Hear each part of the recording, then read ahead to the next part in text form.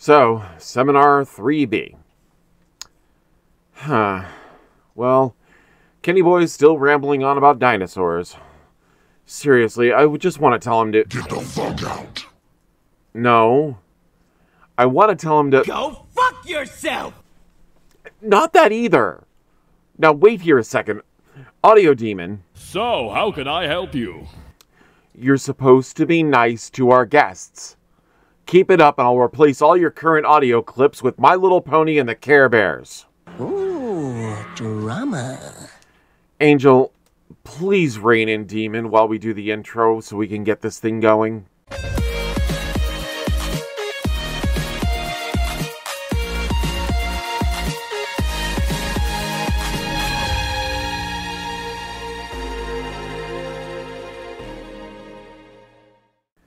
It's Kent Hovind again. We're going to go back to covering his seminar weekly and then go back to every other week for the Young Earth Takedown. So enjoy making fun of him while we get into part 3B of his seminar. I know we're 2 weeks behind, but hey, I didn't care about him enough to care. As I understand it, Angel has restrained ACD so he can't talk for this show. Angel, Kent's first clip, please. Most dangerous thing about dinosaurs. Their formidable predatory abilities. No, that's not it. The most dangerous thing about dinosaurs is the way the devil is using them to brainwash billions of children into doubting the Bible so they don't get saved. You said that trash last week. Look, Kent, we want new things here. If you keep saying the same stupid shit over and over, no one's going to believe you anyway. Though I still want to attend the devil's school for fun, but only if they use the brimstone to grill the burgers for lunches. Students by the millions, actually probably by the billions, are taught that dinosaurs are evidence for evolution. In Luke 19, they said, Jesus, the bad guys, the Pharisees, told Jesus, tell your disciples to quit talking. Jesus said, if these guys could hold their peace, the stones would immediately cry out. Ooh, okay. In Joshua 24, Joshua, when he got the people, they all made promises, we're going to serve God. He set up a big rock. He said he wrote these words in the book of the Lord and took a great stone. And under an oak, there was by the sanctuary of the Lord. And Joshua said to the people, behold, this stone shall be witness unto us, for it hath heard all the words of the Lord. Can the rock talk? Well, yeah, sort of. Most dinosaurs are only known by the fossils we find in the dirt. So can the rock tell us a story? Yes, the rocks can tell us a story, and they will tell great stories. But that's neither here nor there at this point. What I want to talk about is how silly of a segue that was. Like, wow. Some vague Bible verses about rocks talking that have nothing to do with fossils, and you go straight into fossils with it. I mean, it's neat and all, but that was a stretch, even for you. But yes, the rocks can tell us a story. But before I say anything, what does Kent think the story is? Rocks tell a story, but what are they telling us? Well, the textbooks in school say, oh, there's a fossil record. Fossil record? The progression of forms observed in the fossil record is consistent with other inferences about the major branches of the descent and the tree of life. There is no fossil record, and there is no tree of life. Eohippus! Sorry, I get excited about our channel mascot. The horse with toes is best horse. So I know, I get distracted. But yes, the fossil record tells us a great story about the creature. Shit. Eohippus! Sorry, I get excited about the channel mascot. The horse with toes is best horse. So I know, I get distracted. Yes, the fossil record tells us a great story about how creatures evolved. Now, I know Kent is just going to say there's no such thing as a fossil record, but I want to ask him how the creatures in his flood happened to sort themselves out so perfectly if they were all in the same mud. You won't find the Eohippus in the same layer as the Equus.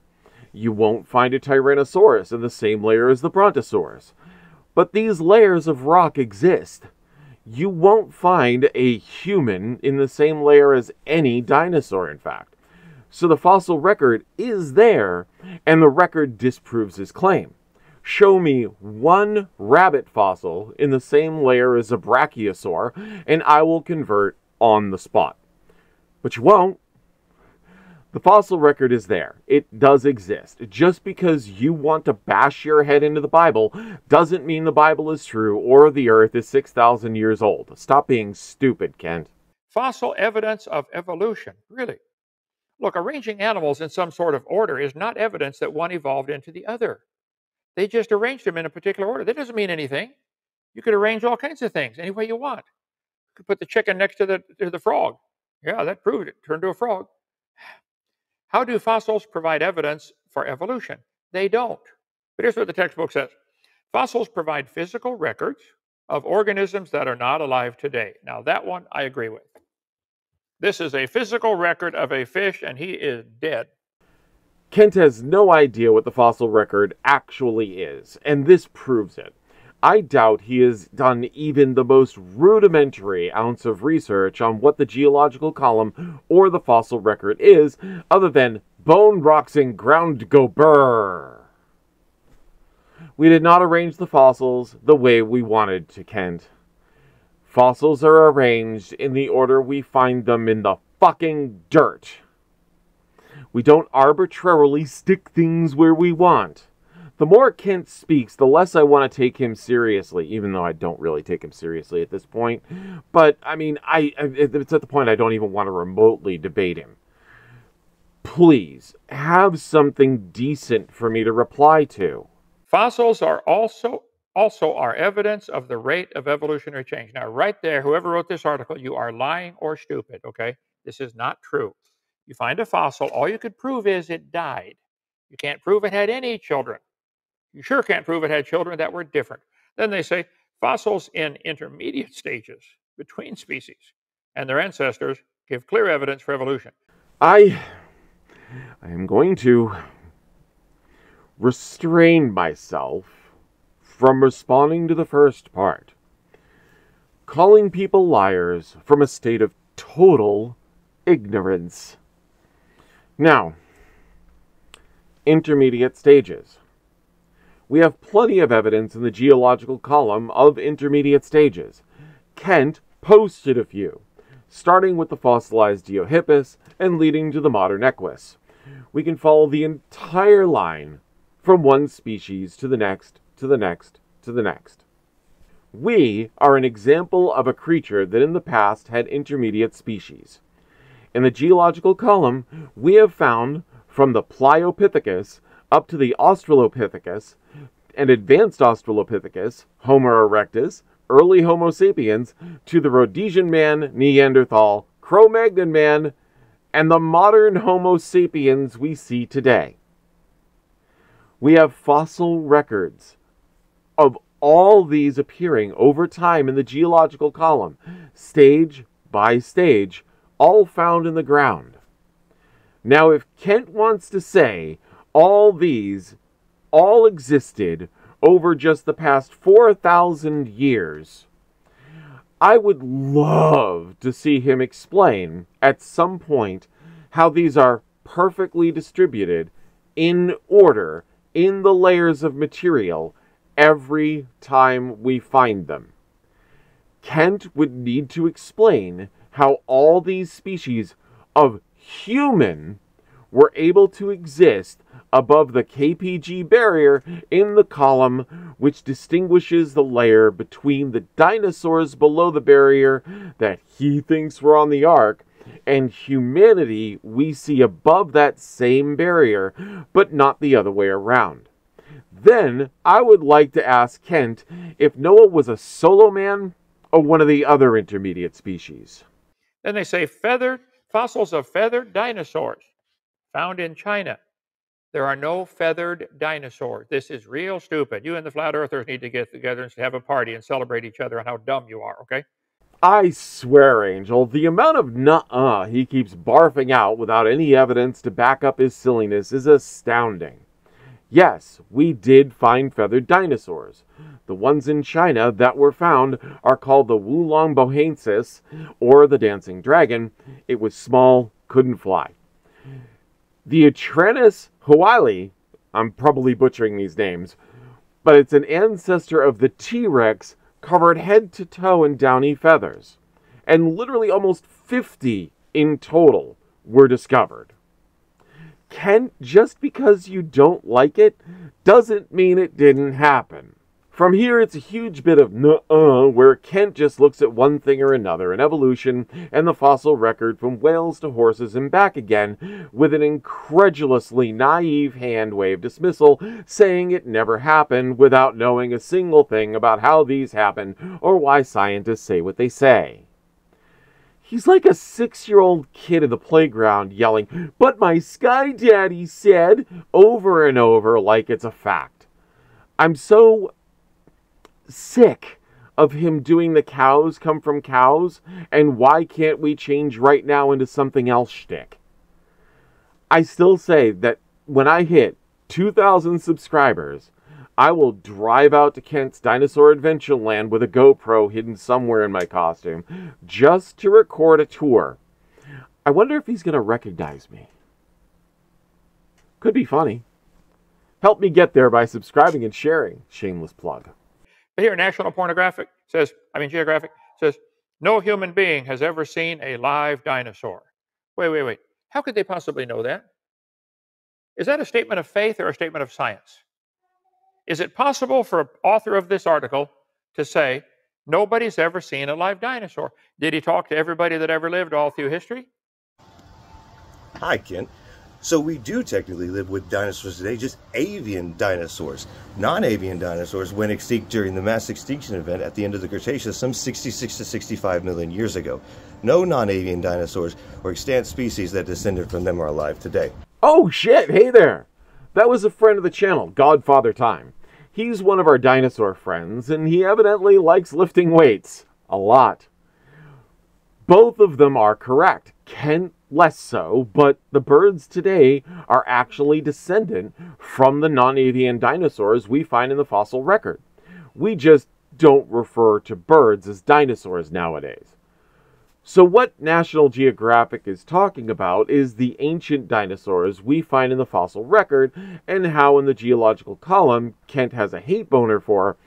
We never and will never find a human in the same layer as a dinosaur, which is why we know no human has ever seen one.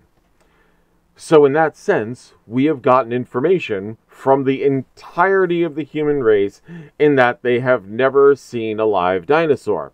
And that's thanks to the KPG barrier, or the Cretaceous-Paleogene boundary.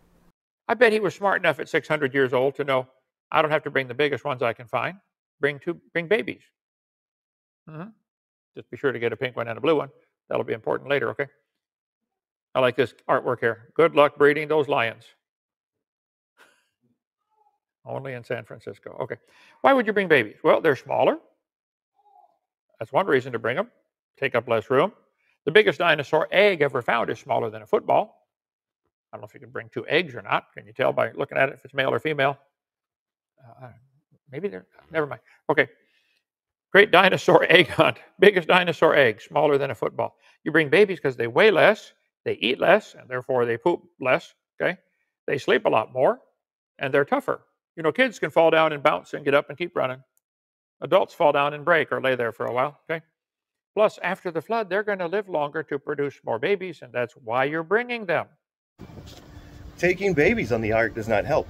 You would have to have those babies grow up to get to a point where they can breed, mass produce enough to continue the species, and according to you, diversify into all the non-avian dinosaurs that we find throughout the fossil record and across the whole of the earth. GFT taking it home again. Yes, this is correct.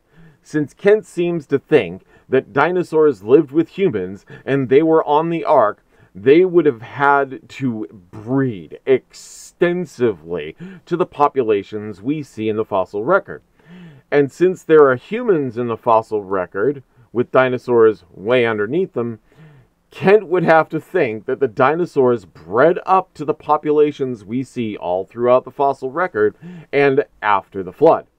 So Kent, how many kinds of dinosaurs were there, and how did they get to the Americas to diversify differently than the ones we see in Europe and Asia, and then even more separated in Australia? Kent will never explain these things because even he doesn't know any of these things. Also, Can we get down to the idea of kinds? And God said, bring two of every sort, male and female. Two of every sort, okay? Bring them after their kind, after their kind, after his kind, after two of every sort shall come to thee. Noah didn't have to go get any animals. Open the door, build the boat, stand there, wait till they show up. They came to him. Two of each kind. Wow. I didn't expect to see Kent do that on cue. Okay, sit back. We're about to go on a long rant. Yeah, so how many dinosaur kinds were there, Kent? Or was there only one? Since we see a vast difference in the fossil record of herbivores, carnivores, omnivores, insectivores, oceanic, land-dwelling, a few that went airborne, how many kinds of dinosaurs were there on the Ark? Because you sure as shit weren't taking one pair of babies. Moving on from that, Kent loves doing the whole dogs come from dogs, cows come from cows garbage, so, well, that kills his kinds hypothesis entirely. You see, when you imply that dogs come from dogs, you imply that a cow kind and a dog kind and a cat kind and a lion kind, because there are different species of lion that we see and different species of cats that we see and different species of dinosaur we see on different continents in the fossil record. So he would have to have said there were all these different kinds on the Ark. The Ark itself is biblically 300 cubits by 50 cubits by 30 cubits, with a cubit being about 1.5 feet. So 450 feet by 75 feet by 45 feet. That isn't even enough space to fit the genome of the creatures and fossil record above the KPG barrier in Europe, let alone the Americas, Asia, Africa, and Australia, and everything below the KPG barrier. Let me put the size of the Ark into perspective. An American football field, not including the end zones, is 300 feet or 100 yards. Don't include the end zones for this. So, from goal line to goal line. Add from the 50-yard line to the goal line, and you get 450 feet, since it's about a third too short. That same football field is 160 feet wide. Half of that is about 80 feet, so we'll just gift him the extra 5 feet and think of it as a half a field in width. 45 feet high is a little more than half that distance tall. And no one was on the deck, so you can't have things trudging around in the hull of the ship, so you have to give at least a few feet of space to make a base floor. Since we are giving Kent 5 feet wide, we'll call it about 5 feet here, so we have a nice flat floor. That leaves a crawl space down there. Now, they were aboard for almost a year, so more than one floor would be needed to use for food storage. We will give him that 5-foot crawl space and one entire floor and call it 8 feet, and call the floors 8 feet tall. That should supply them with the drinking water and food and fuel to cook the food. And just gift him that all of this is able to be preserved for the entire trip. That is an entirely other problem. So height-wise, we're down to 32 feet of height. Calling it about 8 feet per floor, we now have 4 floors left. Keeping in mind, animals need space to move, stand up, and walk. They can't sit the entire trip. Noah and 5 others now need space to walk between the animal enclosures inside the Ark, plus have a way to dispose of animal waste. So about 1/3 of the space is going to have to be paths for them to walk and get around. Remember how I mentioned the football field being a third too short? You can now eliminate that third, and we're right back to the field of play itself. there is a method to my madness. Now, take those 2 football fields and try stuffing the entirety of the animal kingdom, past and present, as Kent defines it, every kind. So a pair of lions, a pair of tigers, they are their own kinds, from the saber-tooth to the American tigers, mind you. Every wolf kind, from the timber wolf to the great wolves we find in the fossil record. The snails, the sloths, the birds, the giraffes. Keep in mind, you are doing this onto the space of 2 football fields, since the ark is half the football field's width for 4 floors. We are spreading the area out over the most ground we can and laying the working surface area of the ark to be as flat as we can to put it in perspective. To give them enough space, you would have to have, at a minimum, 3/4 of the space left on the ark entirely dedicated to mobility. Not everything can be a baby here. Most of the babies need to be weaned in the animal kingdom, and they need to nurse from mama. So all of the mammals have to be young adult at the earliest. He will say there has to be about 8,000 kinds on the ark. There isn't even close to the amount of space needed to accommodate the dinosaurs alone. Even if you brought them in as infants, they grow quickly. Not even for a dozen arks, for what we see in the fossil record, or what he thinks is needed. The ark's too fucking small, bitch. How many varieties of fish are there? 32,000 known species of fish. They didn't have to go on the ark. They had plenty of water outside. But now all the saltwater fish and the freshwater fish are swimming in boiling hot brackish water, which would have killed almost all marine life. I just had a huge rant, so we'll just leave it there for now. I think it's a lot easier to believe all the animals came from 8,000 kinds of animals than it is to believe all the animals came from a rock. Duh. Okay. Creation Ex Nihilo magazine years ago did an article about this. Out of the ground, the Lord God formed every beast of the field and fowl of the air. No fish or insects had to come. 2 things. First, 8,000. I wasn't being sarcastic earlier. Second, he said it's unbelievable that living things came out of a rock, then said God made everybody out of a rock.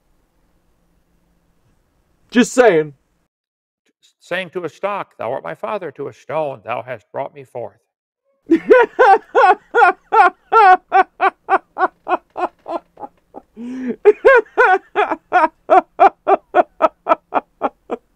Dinosaurs were just huge lizards that lived with Adam and Eve because reptiles never stopped growing. Then Noah would have taken them on the ark.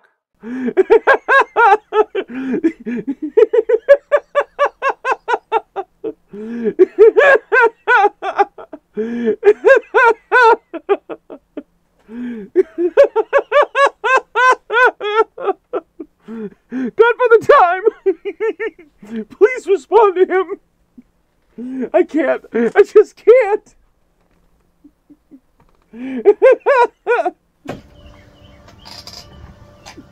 Don't use dinosaurs. You will fail.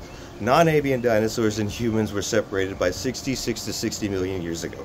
If you were to put humans and non-avian dinosaurs together, you delete the Ice Age megafauna that existed at the same time on the same continental crust that they did. During the time of North America, during the crux of the Ice Age, we had megafauna like the American lion, the giant short-faced bear, dire wolf, saber-toothed cats.